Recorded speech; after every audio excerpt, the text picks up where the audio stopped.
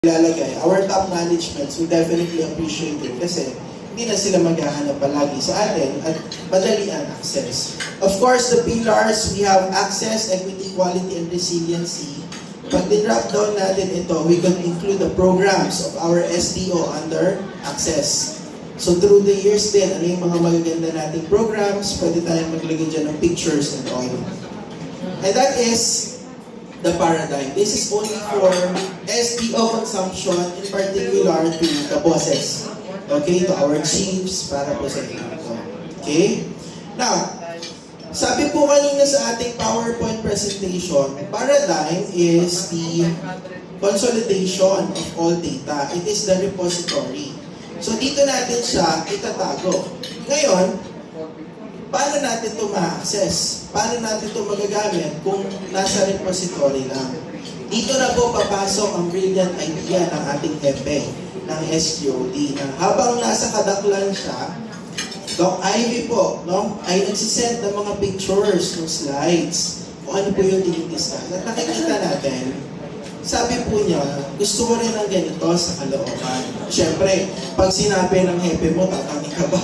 Siyempre, kahit hindi ko alam kung ano yung sinend niya, sabi ko, yes po, Doc, pagbalik nyo, meron na tayo niyan. O, ayan na, ginawa po natin. Doc Ivy, thank you very much for the inspiration po. Ito po ay hindi magagawa kung wala po ang inyo pong guidance.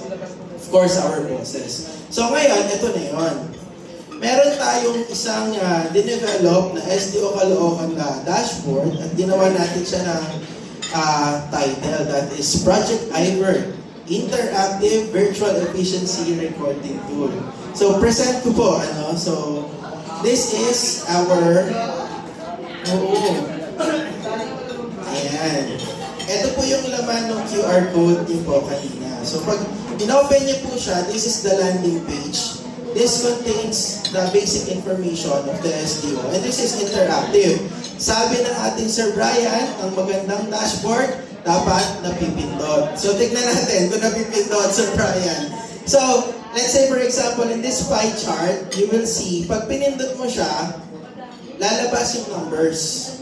Kung ano yung bilang. Ilan ba itong 79% ng enrollment ng Caloocan? That is 261,000. Ilan ba yung 20%?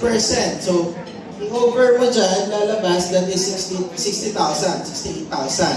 Siyempre, hindi pa siya tapos doon. It will automatically adjust since that this is categorized as public-private. Pag pinindot mo siya, babaguhin niyo yung dataset. Pag pinindot mo yung public,